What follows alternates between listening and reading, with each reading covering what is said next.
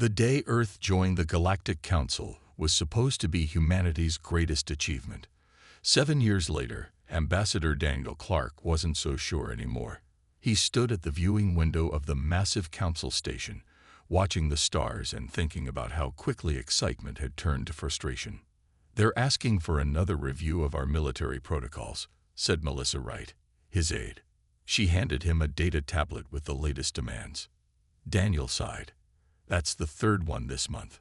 The Council, with its 27 alien species, never seemed to trust humans. They called Earth primitive and too aggressive in private meetings, but Daniel heard the whispers anyway. "The Zornaxians are behind it again," Melissa said. "They've been pushing the hardest against our Jupiter Defense Station proposal." The blue-skinned Zornaxians, with their 4 eyes and rigid political views, had opposed Earth from the beginning. They and their allies, the insect-like Veldari, controlled many votes in the council. As they walked to the daily meeting, Daniel noticed a small human girl showing something to a group of fascinated aliens. Her brown hair was tied back, and her eyes were bright with excitement. "That's Lily Harrison," Melissa said, following his gaze. "The first human child selected for the youth exchange program." Lily was explaining Earth music to a curious Prelaxian, whose translucent skin glowed with interest. The alien child carefully held Lily's music player, as if it were made of glass. "Her parents must be worried," Daniel said. Commander William Harrison was Earth's military attaché to the Council, and his wife, Dr. Catherine Harrison, was a leading xenobiologist. Both had important jobs but had allowed their 12-year-old daughter to join the program. "They believe it will help our standing," Melissa explained. "And Lily wanted it more than anything." Later that day, Daniel met with Commander Harrison in the Earth Embassy section of the station. The military man looked tired, his uniform perfect but his eyes showing concern. "How is Lily adjusting?" Daniel asked. William Harrison's serious face softened. "Better than any adult could. The aliens love her. She doesn't see them as strange or threatening, just different and interesting. She's making friends faster than I make enemies." "And you're still making plenty of those," Daniel said with a small smile. "The Zornaxians sent another complaint about my security team," William confirmed. "They don't like that we run our own drills. Ambassador Zextroll cornered me yesterday, saying humans are unpredictably dangerous." Dr. Catherine Harrison joined them, her lab coat exchanged for formal diplomatic clothes. "While I was analyzing the Centaurian biological samples today, 2 Veldari officials came to observe my work. They were really checking if I was creating weapons." Daniel nodded grimly. "They're looking for any excuse to restrict us further." The station's artificial day cycle dimmed to evening mode as they spoke. Through a nearby window, they saw Lily in the communal garden, helping a small Prelaxian child plant seeds from both their worlds. Several council species watched with approval. "She's doing more for human diplomacy than all our formal efforts," Catherine said proudly. What they didn't see was Ambassador Zextroll of the Zornaxians watching from another level, his 4 eyes narrowed. Beside him, the Veldari representative clicked its mandibles nervously. "The humans advanced too quickly," Zextroll said quietly. "In just 200 years, they went from primitive flight to faster-than-light travel. Their history is filled with warfare. The Council accepted them," the Veldari reminded. "A mistake we can still correct," Zextroll replied. "Their technology grows too fast, their military thinking too clever. Better to control them now, while we still can." "And the child?" The Veldari looked toward Lily. "She is irrelevant. Focus on our plan. When the Council votes next week on the Jupiter Defense Station, we will ensure it fails. Then we implement the new security protocols I've designed. Humans will find their position much more restricted." As night fell on the station, Lily Harrison told her parents about her exciting day.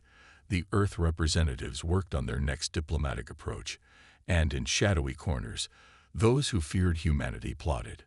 None of them knew that in 7 days, everything would change forever. The Grand Hall of the Galactic Council glittered with light bouncing off 1,000 crystalline surfaces.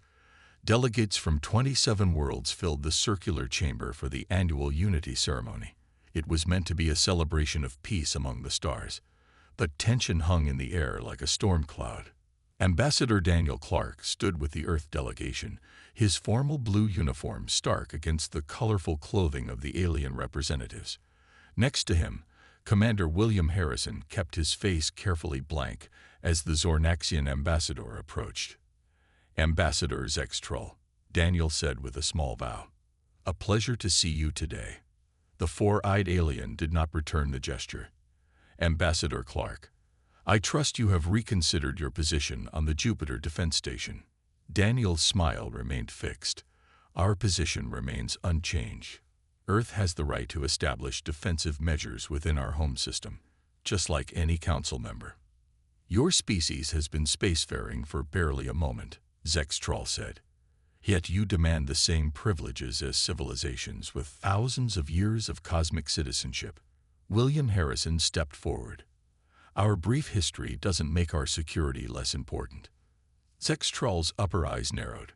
"Commander Harrison, your military background makes you naturally aggressive. The Council has concerns about Earth's warlike tendencies." Across the room, Dr. Catherine Harrison watched the exchange while speaking with a Prolaxian scientist. She noticed Lily moving among the tables of cultural displays that lined the walls. Her daughter was carefully examining a floating crystal sculpture from the Veldari homeworld. "Excuse me," Catherine said to her colleague, starting to move toward Lily. The Prolaxian touched her arm gently. "Your child is fine. The Council appreciates young minds interested in other cultures." Catherine relaxed slightly but kept her eyes on Lily. Near the central platform, the argument between Daniel, William, and Ambassador Zextrol grew louder. Other delegates began to notice, turning to watch.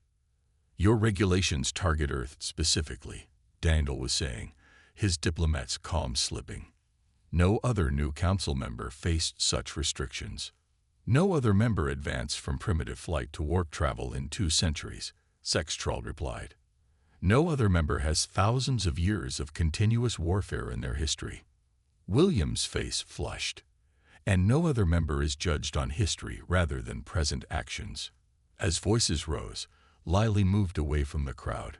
She had noticed a small Prolaxian child dropping an important ceremonial object, a translucent seed pod that seemed to glow from within. The alien child looked distressed, but was too shy to enter the adults-only section where the pod had rolled. Lily smiled at the alien child and pointed to herself, then to the pod. The Prolaxian nodded gratefully. Moving quietly, Lily slipped behind a column and into a service corridor. She could see the seed pod had rolled against a wall near an unmarked door. She didn't notice the subtle change in lighting as she crossed an invisible security barrier.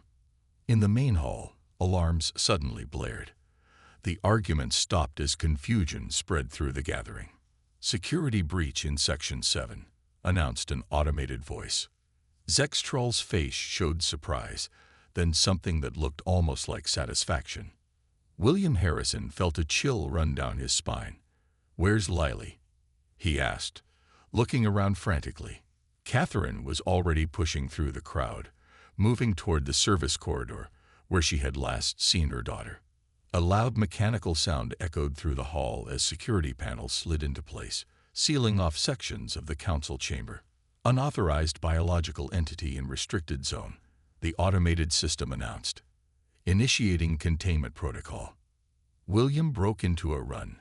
Daniel closed behind him. They'd reached the security barrier just as there was a flash of intense light from beyond the sealed doorway. "Override," William shouted. "Security clearance Harrison Alpha 6. Unable to comply," the system responded. "Containment complete." When the doors finally opened, William and Catherine Harrison rushed inside.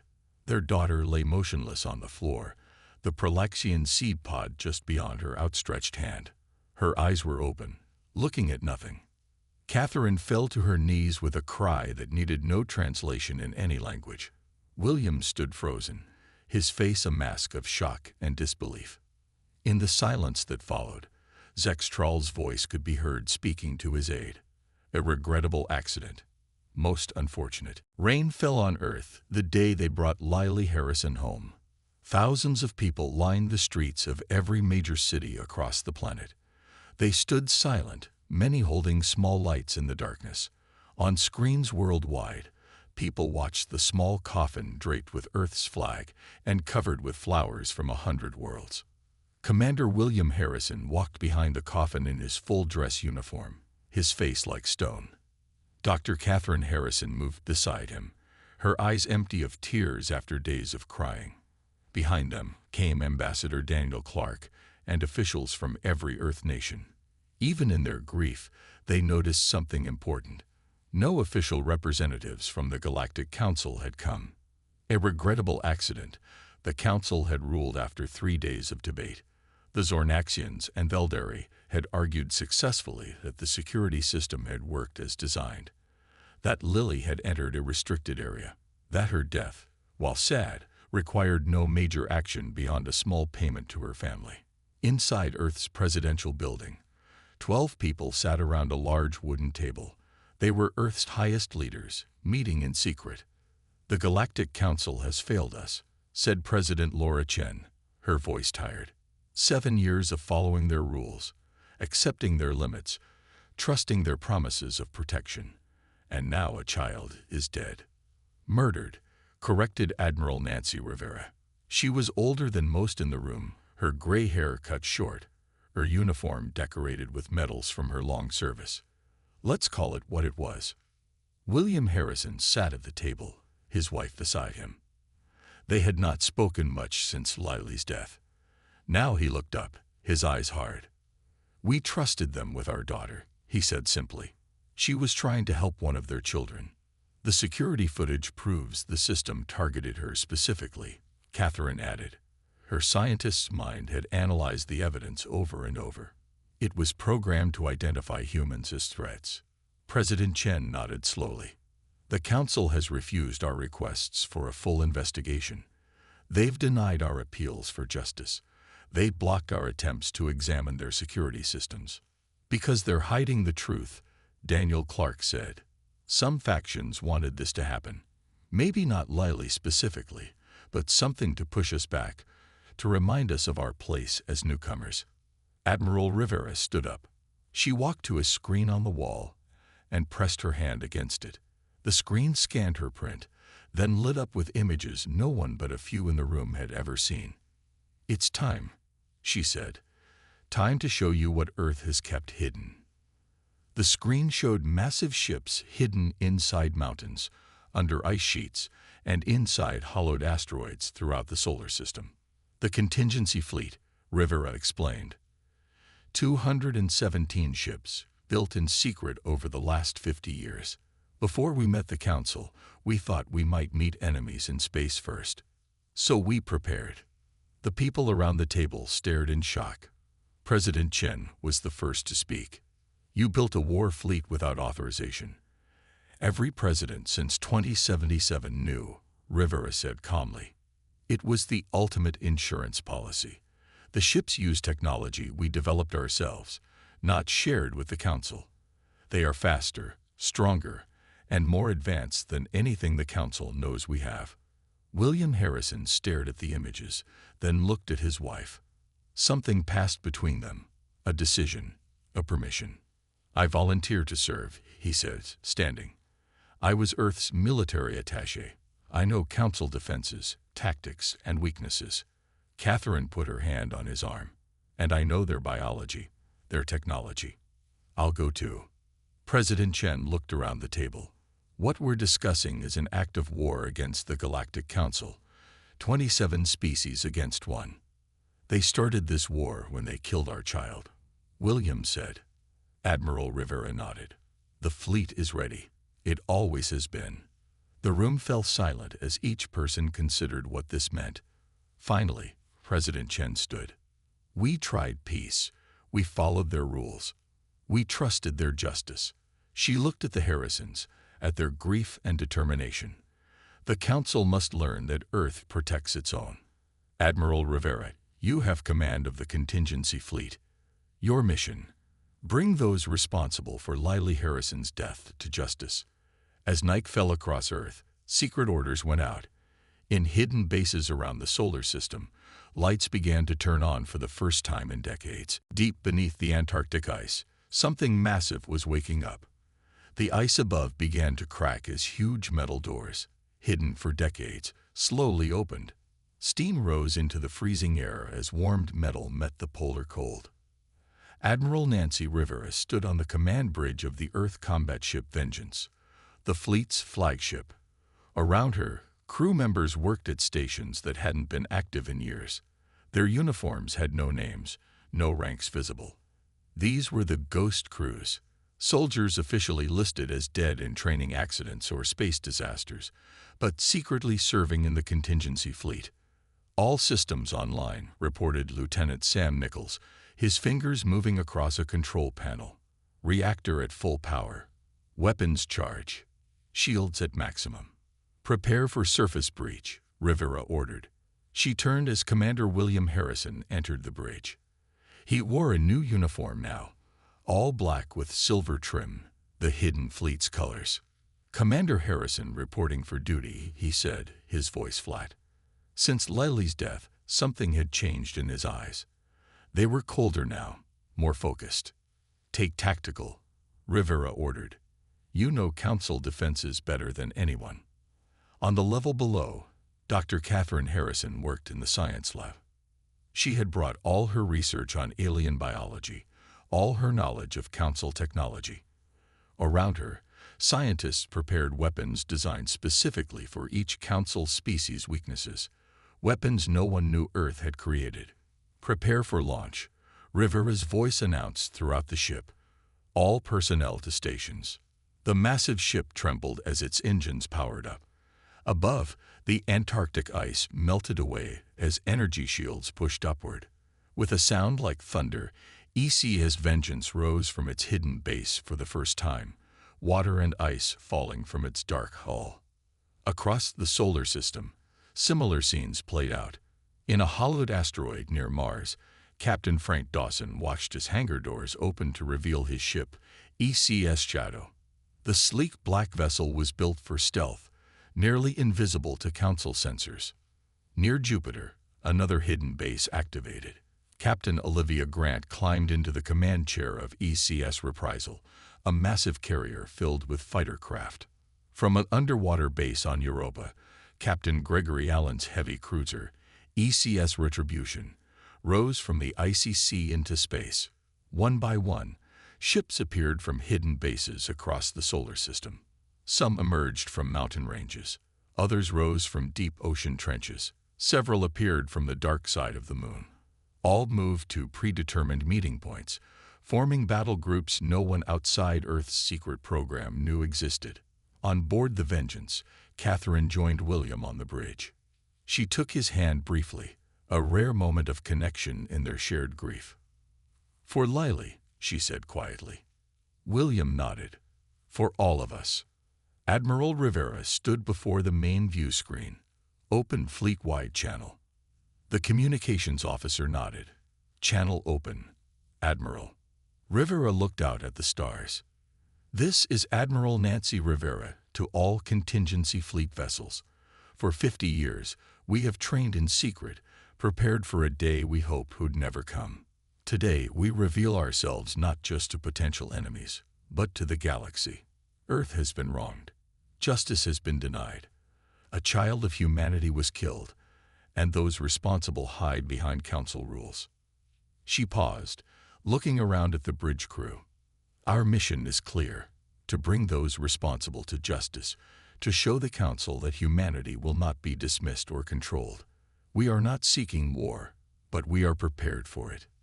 Today, we show the galaxy that Earth is not merely a newcomer to be tolerated or controlled. We are a power to be respected. Near Saturn, the small Council monitoring station detected the first unusual energy readings. The Velderi officer in charge stared at the readings in confusion. Nothing in Council records showed Earth possessing technology that could create such signatures. "Contact the Council immediately," the officer ordered. "Something is happening with the humans." By the time the message reached the Galactic Council station, the Earth fleet had already assembled in high orbit around their homeworld. 217 warships, previously unknown to the galaxy, formed a protective ring around the planet that had created them. The greatest secret of humanity was now revealed, and it was coming for those who had wronged them. News of Earth's hidden fleet spread through the Galactic Council like wildfire. Emergency meetings were called. Defensive positions were taken. Fear replaced the usual calm of the council chambers. "How is this possible?" demanded the Prelaxian representative, his translucent skin flashing with colors of alarm. Earth reported all their military capabilities when they joined the council. Ambassador Zextrol of the Zornaxians remained outwardly calm, but his 4 eyes blinked rapidly, a sign of extreme stress. "They deceived us. This proves humans cannot be trusted." The Veldari delegate clicked her mandibles nervously. "Our intelligence suggests these ships are far more advanced than what Earth officially possesses. They have weapons we've never seen before." On the main screen, images showed the Earth fleet moving with perfect coordination. The ships were darker than typical council vessels, with sleek lines and minimal markings. They looked like predators waiting to strike. At the edge of the Kuiper Belt, far from Earth, sat a facility the Council claimed was a research station. In truth, it was a Zornaxian military outpost that monitored Earth communications and developed weapons to use against humans if needed. Captain Frank Dawson's ship, ECS Shadow, approached the outpost with its stealth systems engaged. The Zornaxian sensors showed nothing as the human vessel slid silently through space toward them. "All systems silent," Dawson ordered.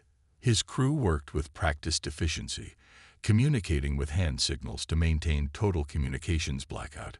"Prepare boarding teams." Nearby, Captain Olivia Grant's carrier, ECS Reprisal, waited just beyond sensor range. Her fighter pilots sat ready in their craft, waiting for the signal. "Shadow is in position," her communications officer reported quietly. Grant nodded. "On my mark." On board the outpost, a Zornaxian officer frowned at his console. For a moment, he thought he'd seen something, a shadow against the stars. But the sensors showed nothing. "Security check all sections," he ordered anyway. "Something doesn't feel right." Before his teams could report back, every alarm on the outpost began to sound at once. The main doors were forced open. The communication system went dead. And on every screen appeared the same message: "Justice for Lily Harrison." Dawson's boarding teams moved through the outpost with speed and precision. They used non-lethal weapons where possible, quickly subduing the Zornaxian personnel. Their orders were clear: secure intelligence, not revenge. "We've accessed their main computer," reported Dawson's second-in-command. "Downloading all files now." Outside, fighters launched from the Reprisal, swarming around the outpost. They disabled weapons systems and communications arrays with surgical precision. "This is Captain Grant to all fighters. Remember, we're not here for destruction. Disable only. Show them what we could do, but choose not to." Within an hour, the outpost was under Earth control. The Zornaxian commander stood before Dawson, his 4 eyes wide with shock. "How did you find this place?" he demanded. "It's not on any official records." Dawson smiled thinly. "We've been watching you watching us for years. We just chose not to show our hand until now."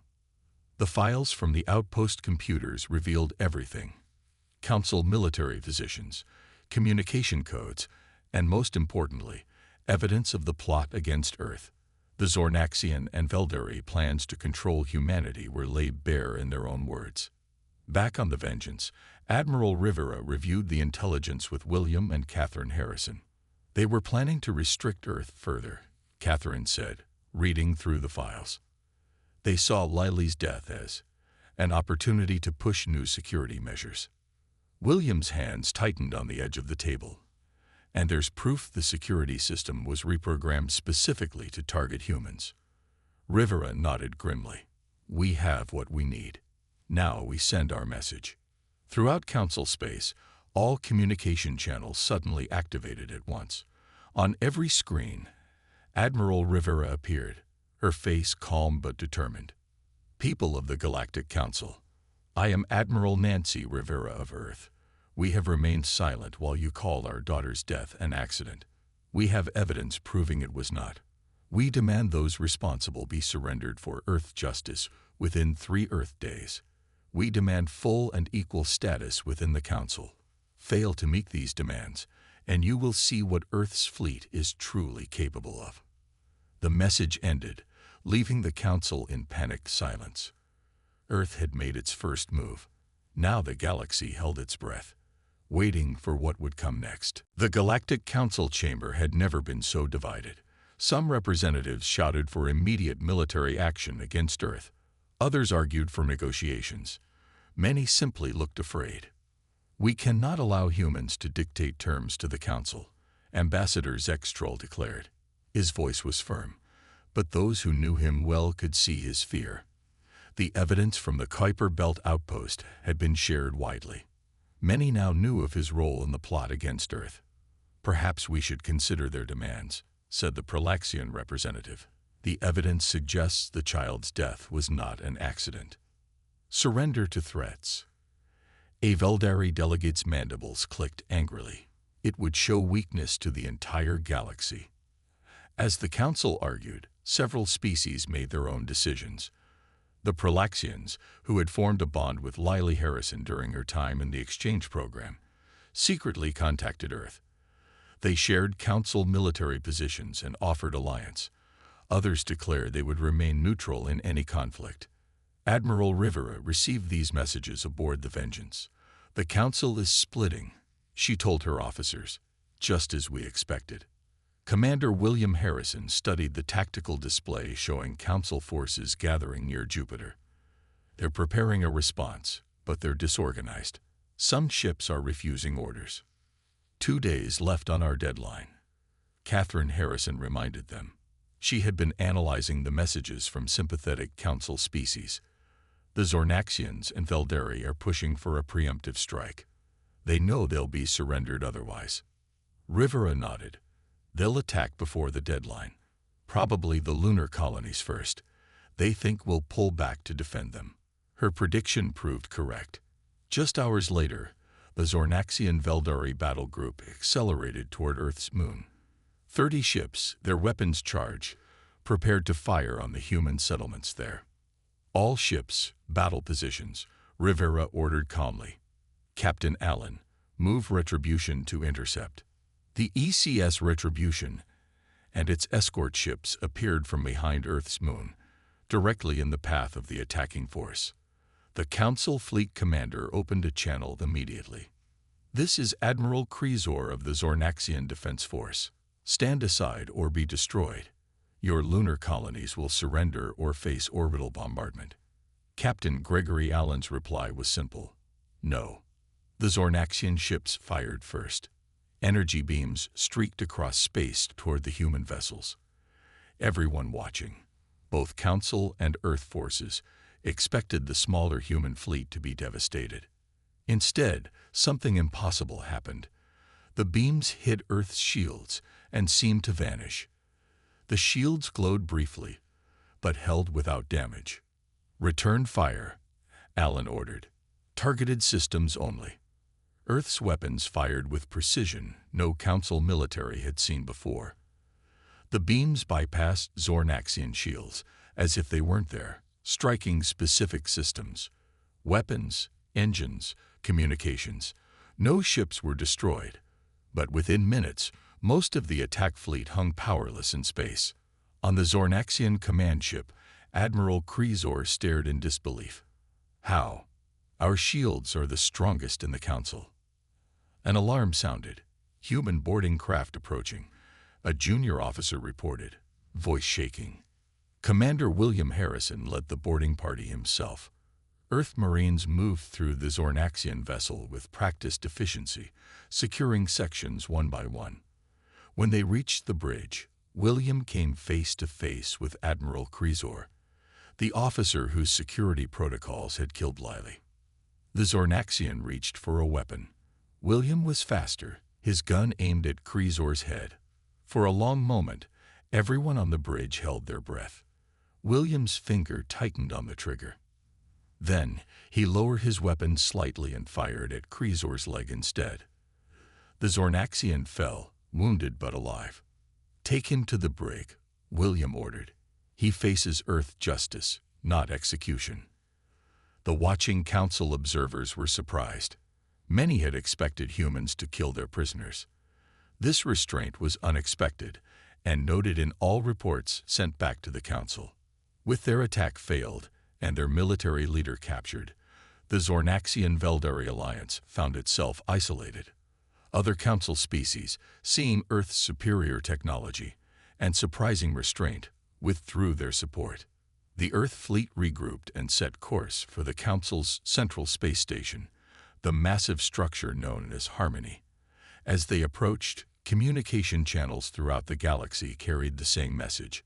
Earth was coming for justice, not revenge. But it was coming nonetheless. Harmony Station hung against the backdrop of stars like a giant metal flower. Over 10 miles across, it was the pride of the Galactic Council, where the 27 member species came together in peace. Now it was surrounded by Earth's fleet. Inside the council chambers, panic gave way to grim acceptance. Earth ships had proven their superiority in every engagement. The evidence of conspiracy against humanity was undeniable. The 3-day deadline had come.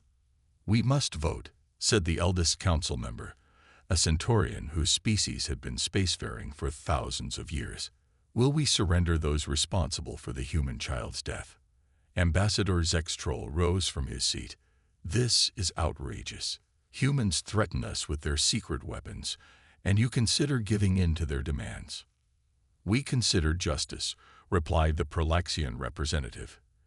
"Your tampering with security systems caused an innocent death." Before the vote could be taken, a message came. A human delegation was boarding the station. Not soldiers, but diplomats. Ambassador Daniel Clark led the group that entered the council chamber. With him walked Dr. Catherine Harrison, her face solemn but composed. Behind them came several Earth security officers escorting Admiral Krizor, who limped from his wound. The council fell silent as Catherine stepped forward. She carried a small box that she placed on the central table. "This contains the ashes of my daughter, Lily Harrison," she said, her voice clear and strong despite her grief. "She came to this station believing in friendship between worlds. She died because some of you feared humans too much to allow that friendship." Daniel Clark presented the evidence they had gathered. Security logs showing deliberate tampering, communications proving conspiracy, plans for restricting Earth further after using Lily's death as justification. "We could have destroyed this station," Clark said simply. "We could have targeted your homeworlds. Our fleet has that capability. Instead, we chose this path." Outside, Admiral Rivera waited on the bridge of the Vengeance. Commander William Harrison stood beside her, watching the proceedings through the station's cameras. "They're voting," he said quietly. One by one, council representatives cast their votes.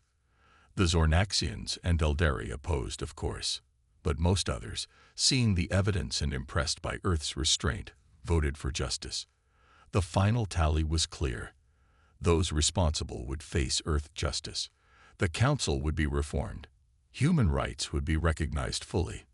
Ambassador Zextrol was taken into custody alongside Admiral Krizor and several Veldari officials. As they were led away, Zextrol hissed at Catherine. "You humans will always be dangerous primitives to us." Catherine looked at him calmly. "We are human. We can be your greatest friends or your worst enemies. That choice has always been yours." 1 year later, a new human delegation attended the Council's annual gathering. Earth's fleet now patrolled human space openly, acknowledged as a legitimate defense force. The Council had new security protocols and more balanced representation. Commander William Harrison had left military service to establish the Lily Harrison Foundation for Interspecies Understanding. The foundation sponsored youth exchanges with proper safety measures, continuing what Lily had started. On the final day of the Council meeting, the ECS Vengeance traveled to a newly discovered planet. The ship now served as an exploration vessel, its weapons systems still there, but no longer its primary purpose.